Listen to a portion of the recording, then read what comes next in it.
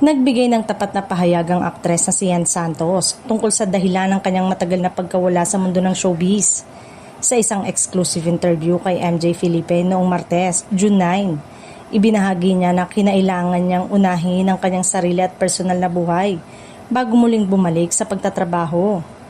Ayon kay Yen, marami siyang kailangang ayusin sa kanyang sarili kaya minabuti niyang magpahinga muna.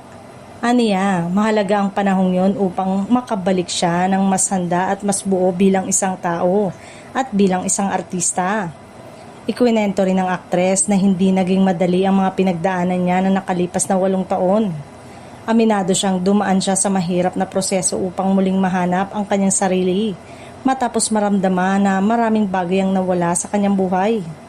Dahil dito, sinabi ni Yen na kinailangan niya ng mahabang panahon upang tuluyang maging handa sa kanyang pagbabalik sa industriya.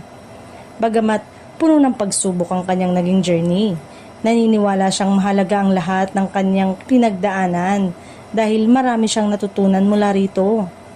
Inamin din ng aktres na isa sa pinakamasakit para sa kanya ay ang mga oportunidad na hindi niya natanggap habang siya ay nagpapahinga.